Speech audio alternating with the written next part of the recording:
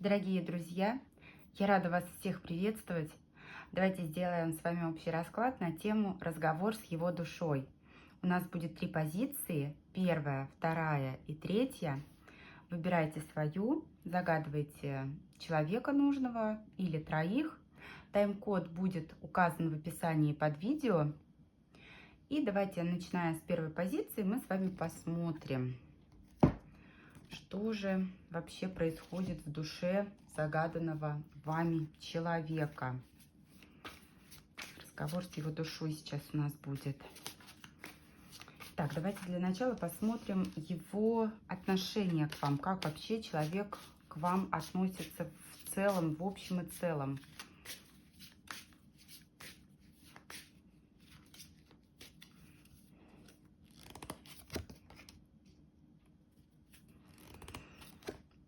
Знаете, проблема в том, что у него очень много сомнений. Карта развилка – это символ выбора. Он выбирает, он не понимает, в каком направлении дальше идти, в какое русло уводить ваши отношения, нужно ли вообще их куда-то вот дальше двигать, не нужно. У кого-то здесь отыграется выбор между людьми. О, мужчина, он понимает, что нужно брать ответственность. У многих здесь может быть такое, что он в вашей жизни не один, да, то есть есть в вашей жизни он и еще какой-то мужчина. Но тот, на кого вы смотрите, он считает, что нужен обязательно между вами разговор для того, чтобы вот как раз-таки решение верное принять. Потому что вот эта развилка, она отыгрывается как выбор абсолютно в любых направлениях. У кого-то подразумевается смена места жительства, у кого-то еще иные перемены могут отыгрываться. И вот эти сомнения, вот этот выбор, он становится серьезным таким препятствием, серьезной такой преградой на пути к тому, чтобы ваши отношения полноценно, продуктивно и планомерно развивались. Поэтому здесь, собственно, не совсем все просто. Каковы его мотивы общения с вами? Давайте посмотрим. Что вообще его заставляет с вами общаться? Чем он вообще руководствуется-то? Мотивы общения с вами. Очень интересно. Вы знаете, благодаря вам у него есть возможность вот сделать шаг вперед. Карта шут, обнулиться, шагнуть в новую жизнь. Скорее всего, вы ему несете определенные перемены, но он до конца сам пока еще не разобрался, нужны ему эти перемены или не нужны. Велика вероятность того, что здесь ваше с ним развитие ваших отношений подразумевает оставление чего-то такого, что достаточно длительное время было дорого его сердцу, вашему сердцу, да, здесь у каждого своя ситуация, может быть такое, что у вас другой мужчина и нужно вам уходить, может быть такое, что ему нужно откуда-то уходить для того, чтобы планомерно двигаться дальше с вами, и на самом деле этот выбор непрост, но вот это развитие, вот эти вот перемены, которые сулит ему общение с вами, они его, конечно же, привлекают, они его интересуют и манят. Карты падают. Карта Луны. Да, здесь двойственность, здесь очень много неясностей. И у большинства здесь могут отыгрываться и треугольники, и четырехугольники. Такое состояние, когда нет ясного понимания, кем же вы на самом деле друг другу приходитесь. А какие чувства и отношения к вам он показывает? Что он вам демонстрирует, транслирует? Как он вообще? Что он вам показывает? У многих здесь могут отыграться какие-то деловые отношения, потому что тройка пентаклей, с одной стороны, это такое продуктивное сотрудничество, когда один другому помогает, когда один к другому прислушивается. Романтикой, кстати, он очень мало проявляет. Здесь совершенно нет кубковых карт. Вот совсем нет вот той романтики, которая должна быть вообще вот изначально в любовных отношениях. Пятерка пентаклей – это состояние нересурсности. То есть он открыто дает вам понять, что вот я в таком положении сейчас, я в таком настроении, в таком состоянии, из которого очень сложно что-то вообще генерировать. Но он стремится. Он дает вам понять, что он в вас заинтересован. Просто вот эта вот романтика, она, конечно же, хромает на обе ноги. И это не потому, что он не хочет, хочет, просто не может. Здесь такие обстоятельства, когда он просто максимально неуверенно чувствует себя. А что чувствует на самом деле по отношению к вам?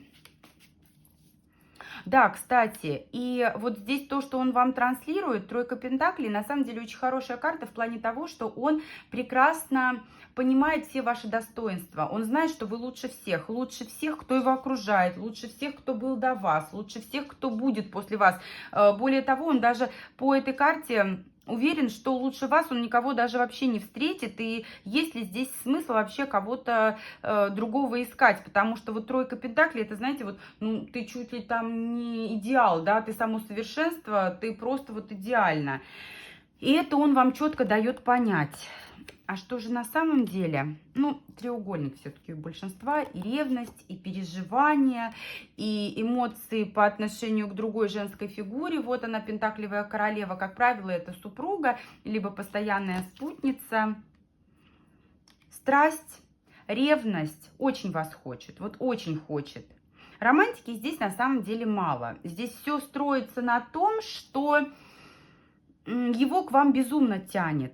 Вот здесь вот именно эта страсть, которая просто затмевает его здравый рассудок, она действительно есть. Он понимает, что хорошо бы взять ответственность вот эту вот за вас, за ваши отношения, но, судя по всему, здесь есть другая женская фигура, которой он эту ответственность обещал чуть раньше, чем вам. И действительно, он считает, что вы в разы лучше вот той пентаклевой королевы, которая находится рядом с ним. Он, кстати, вот смотрите, у многих эта пентаклевая королева может отыгрываться не как супруга, да, если человек не женат, а может отыгрываться как еще сторонняя фигура женская, которая, собственно, его привлекает и притягивает. И ему здесь нужно сделать выбор, либо с вами, либо с ней. Но, судя по всему, с вами у него гораздо больше перспектив. И вот в чем проблема. Просто здесь вот романтики не хватает. Прям, знаете, не хватает того, что идет от сердца, не хватает такой искренности, которая присуща порой вот ребенку, присуща тем людям, которые вот готовы сердце открыть свое вам. А что он скрывает? Какие чувства, эмоции он скрывает? Что он не показывает вам?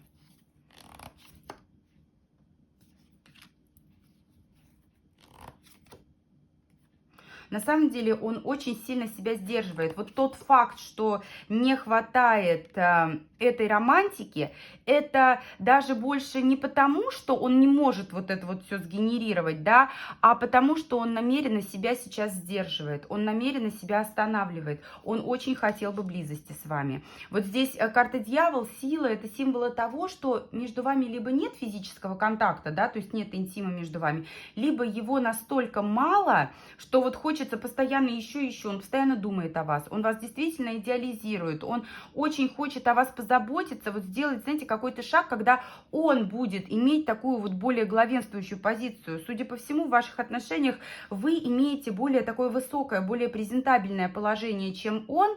А он очень хотел бы, знаете, вот сам позаботиться, сам взять вот эту вот ответственность за вас, за ваши отношения. Но ему очень нравится то, что между вами происходит. Понимаете, вот даже такой формат, даже такое положение вещей, оно его устраивает в плане того, что он наслаждается вами.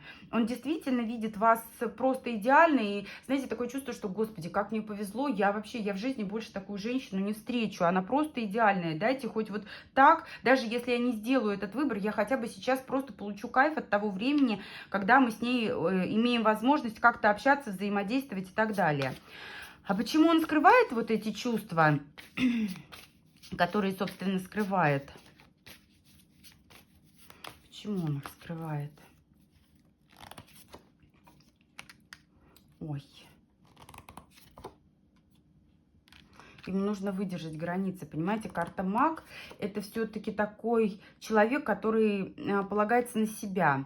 И да, императрица. Но императрица – это символ того, что либо человек не свободен, да, он при своей императрице, либо же, может быть, вы здесь не свободны. И здесь просто, знаете, вот 3 старших аркана – это указатели того, что вот этот фактор, да, почему он скрывает, он является для него очень таким значимым. Ему важно соблюдать вот эти границы. Ему важно не переходить за рамки дозволенного раньше времени. Очень много думает, очень много думает. Вот есть люди, которые теряют голову. Он голову не теряет, он все держит под контролем, он просто, вот, знаете, боится даже эту голову потерять, боится эмоциям поддаться.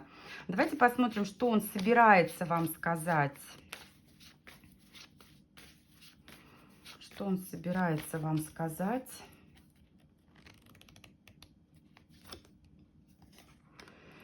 Нам нужно расстаться. Какой-то, посмотри какой. А почему же он так думает? Он все-таки склоняется в ту сторону, что выбор не в вашу пользу.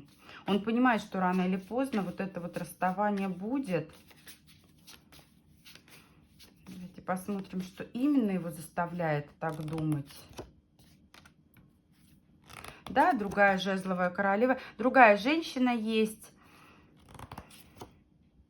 Он ждет, понимаете, он понимает, что рано или поздно настанет финал ваших отношений. Но на текущий момент вы нужны друг другу. У большинства здесь будут отыгрываться рабочие отношения, партнерские отношения, деловые отношения, когда вы нужны друг другу. Порой ваша активность, ваше стремление к нему, оно его пугает. И вот вы знаете, до тех пор, пока ему вот это вот сотрудничество, общение с вами выгодно, здесь хитрый такой лис, он, конечно же, будет принимать все вот эти блага, он будет наслаждаться, но он ждет, он выжидает момента, он понимает, что будет рано или поздно вот эта точка, и он считает, что да, действительно, здравый смысл, он здесь возобладает и восторжествует. И да, действительно считает, что рано или поздно придется расстаться. А что хочет сказать, но никогда не решится? Что хочет сказать, но никогда не решится. Я эгоист. Ну, конечно, конечно, кто же в этом признается-то? Здесь действительно человек эгоист. Здесь действительно человек эгоист, который думает о том, чтобы ему было хорошо. Он полагается на себя, на свой опыт, на свои какие-то убеждения. И да, он всегда будет выстраивать границы. Он порой сам боится вот этого своего эгоизма. Тем не менее, что есть, то есть. Но в этом, опять же, никогда не признается, потому что признание в том, что я эгоист, это значит сдать себя, это значит раскрыть все карты и проиграть, собственно. А это не входит в его планы. Вот такая первая позиция у нас с вами получилась, уважаемые единички. Я благодарю всех за просмотр.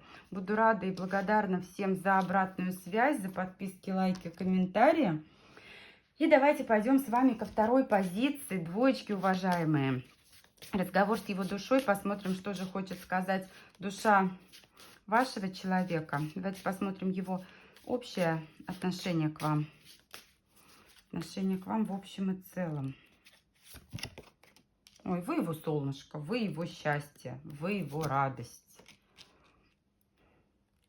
Конечно, здесь тоже не без трудностей. Есть какие-то препятствия, которые либо мешают вам быть вместе, либо которые нужно вот преодолеть и стать сильнее, закалиться как будто бы, знаете, доказать, что вы достойны, да, точнее, он достоин быть рядом с вами, потому что он вас очень ценит, он искренне, максимально искренне он к вам относится. Вы, как, знаете, путеводная звезда, которая его ведет вперед, вы ему очень нужны, вы для него дороги, значимы, и он вас ценит, и вот самое-самое, что только лучшее может быть в отношении одного человека к другому, все это у него по отношению к вам есть. Каковы его мотивы общения с вами? Давайте посмотрим.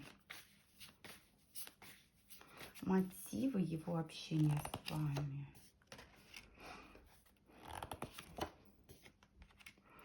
Он видит, что вы его любите. Он видит, что благодаря вашей такой, вот знаете, коллаборации вы его любите, вы где-то заботитесь, где-то какие-то новые возможности ему открываете. У него просто поменяется жизнь, поменяется в лучшую сторону. Это, знаете, это вот как раз-таки то состояние, когда человек готов шагнуть вот во что-то новое, новая глава своей жизни, шагнуть к переменам. И эти перемены максимально благоприятные, и вы ему их несете. Возможно, его до вас никто не любил. Возможно, он не чувствовал вот этой вот заботы, которую вы ему даете, но он прекрасно понимает, что вы его любите. Также смотрите, вот и кубковая королева, и солнышко, и ребенок, у многих здесь отыгрывается такое приятное, счастливое событие, как беременность. Либо вы уже в интересном положении, с чем я вас поздравляю, либо же здесь человек планирует как раз-таки, чтобы вы стали матерью его детей, потому что вот эта карта солнышко и рыбы, и ребенок — это символы того, что вот я нашел ту женщину, которую я хочу видеть матерью своих детей. Это действительно осознание того, что вы умеете любить, вы сможете быть хорошей мамочкой. Поэтому здесь настроен человек серьезно, настроен меняться, менять свою жизнь только в лучшую сторону вместе с вами, благодаря вам. Какие чувства и отношения он вам показывает? Что он вам демонстрирует?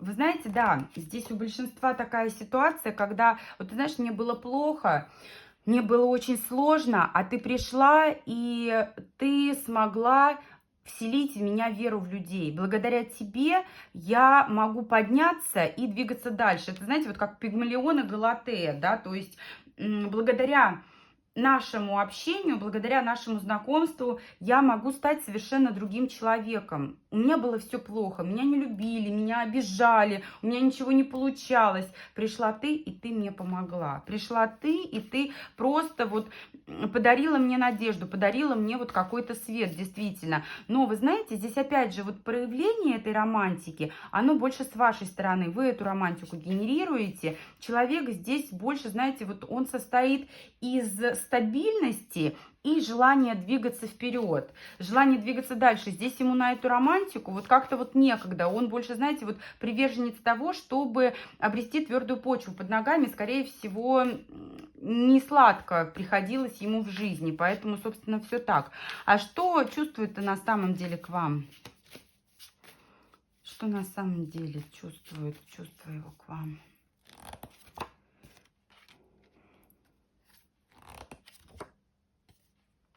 Ему с вами очень спокойно.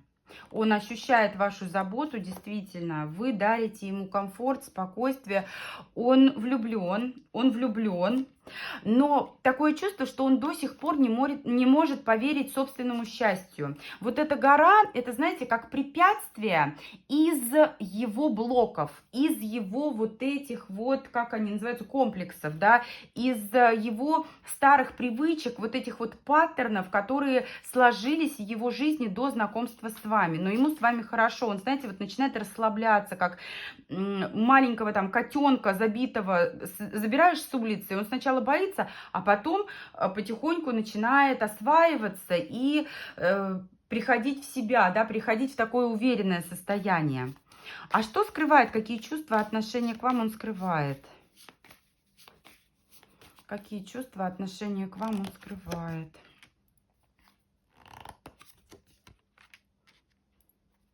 Страхи.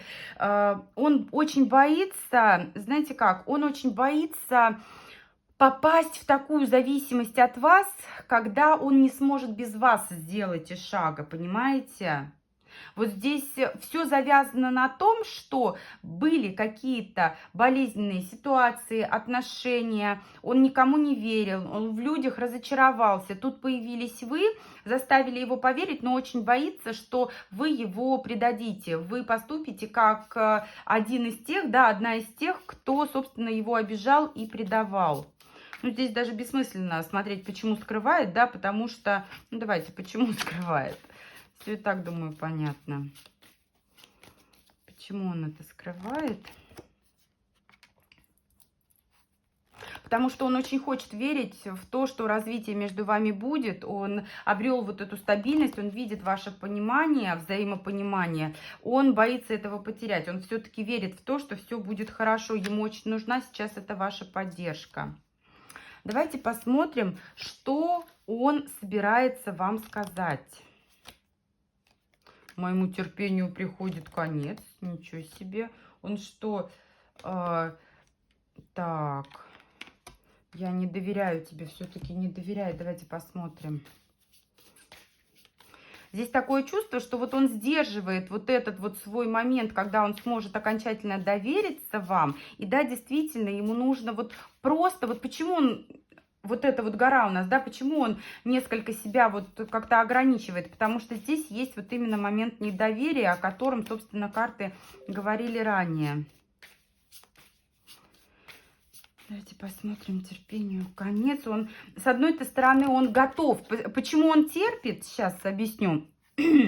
Почему терпит? В чем терпит? В том, чтобы уже, знаете, расслабиться и планомерно двигаться вперед. Но вот этот вот, он хочет просто, вот хочет искренности. Карта солнышко, радость, счастье, семья. Да, чтобы видеть вас матерью своих детей, чтобы самому почувствовать, вот знаете, вот эту вот материнскую заботу элементарно от вас, да, заботу той женщины, которую отождествляют, сравнивают с мамой. Но ему-то хочется, уже все, не терпится, все равно есть момент некого недоверия. Он очень хочет вам доверять, но все равно вот эти вот ошибки, он боится их допускать. А что хочет сказать, что никогда не решится?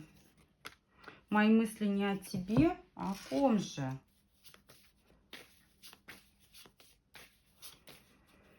Почему? Мои мысли не о тебе. Здесь, судя по всему, тоже все сложно. Король Пентаклей.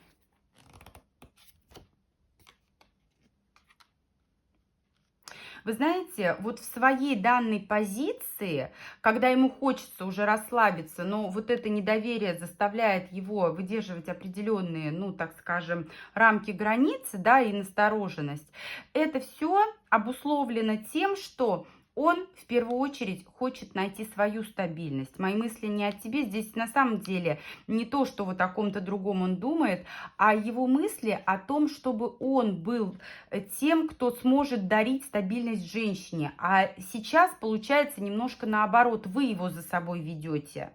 А он очень хочет, чтобы изначально он с позиции сильного мужчины, с позиции сильного человека давал и дарил вам вот эту вот стабильность. Поэтому здесь на самом деле, вот если он сможет вот эти свои блоки и комплексы преодолеть, здесь на самом деле может быть все хорошо, потому что и ценит, и вы для него счастье, и вы для него радость. Просто это вот внутренние установки, которые человеку очень мешают, просто колоссально мешают и являются вот тем самым препятствием на пути к вашему вот этому безоблачному счастью. Вот такой был расклад для двоечек. Такой разговор с его душой у двоечек. Благодарю всех за просмотр, за обратную связь. Буду благодарна. И давайте переходим к троечкам. Что у нас у третьей позиции? Разговор с его душой. Посмотрим его общее отношение к вам, троечки.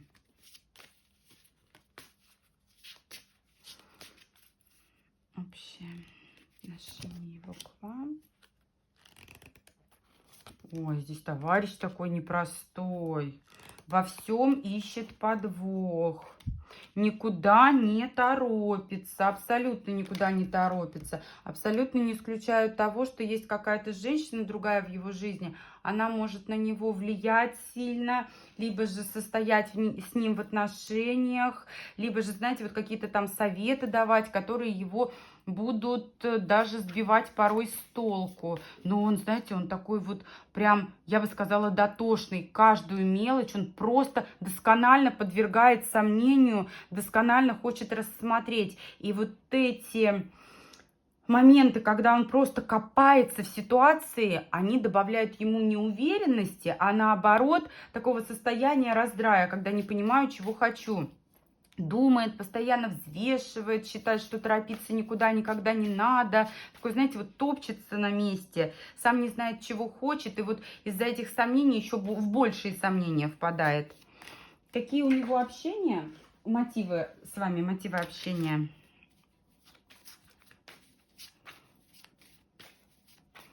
Так, мотивы общения с вами.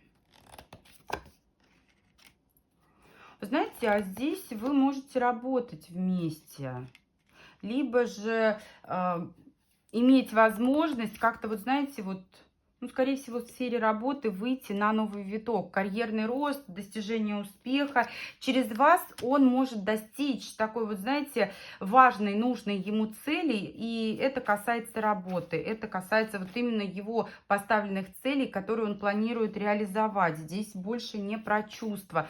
Вы его мотивируете, вы вдохновляете, вы помогаете, вы оказываете содействие. Что он вам показывает, какие чувства и отношения к вам показывает, проявляет? Какие чувства и отношения к вам он проявляет, показывает? Холодность, ревность, вместе с тем страсть. Очень интересно. Смотрите, ну здесь такой товарищ, опять же, очень противоречивый. У него сегодня так, завтра так. Ревнивый. Вот прям вы ему слово, он вам наперекор. Рыцарь мечей ни с чем не соглашается. Но на самом деле вы его очень притягиваете вот именно своей огненной энергией. Он вас хочет, рыцарь жезлов, завоевать, покорять, да, вот в каких-то спорах, в каких-то таких ситуациях, где между вами возникают разногласия. Страсть здесь дикая. И порой вот эта страсть, она его просто сбивает с толку. Точнее, он вам транслирует то, что вас сбивает с толку. Вот здесь очень сложно понять, как же на самом деле человек относится, потому что то он не согласен, то он просто, вот знаете, закипает, наполняется вот этой огненной страстной энергией, готов вас съесть, готов вас просто завоевать, на плечо закинуть и утащить куда-то далеко, да, восвояси. Вот настолько его тянет. И он, в принципе-то, это транслирует, демонстрирует. Но это, повторюсь, это понять сложно, потому что такое нестабильное его поведение. А что чувствует на самом деле? Что чувствует на самом деле он к вам, троечки?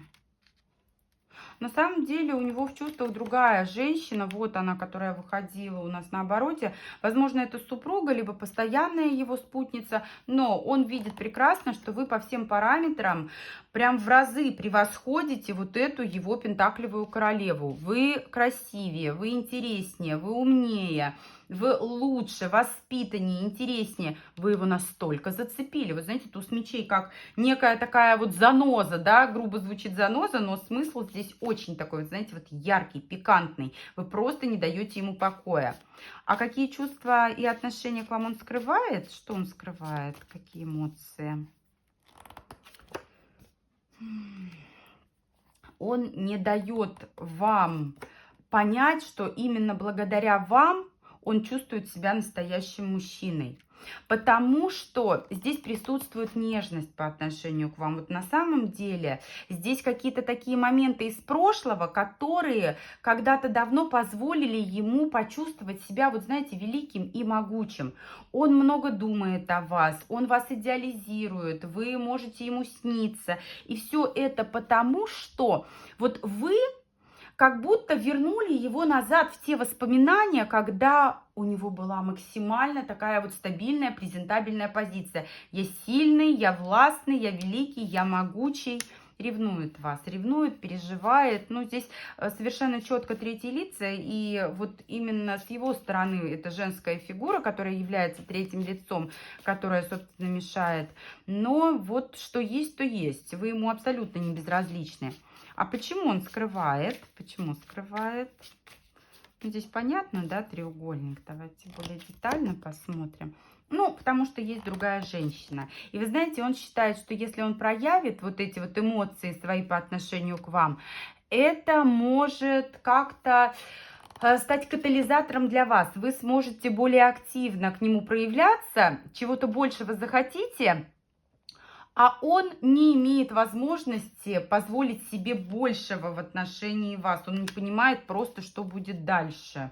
И поэтому, вот не знаю, поэтому стою на месте. Не знаю, что будет дальше. Ну, увидим, поживем, увидим, да. То есть здесь подождем, никуда он не торопится. А давайте посмотрим, что он собирается вам сказать. Я прощаю тебя. Вы обидели, что ли, его чем-то? Помоги мне преодолеть свои страхи.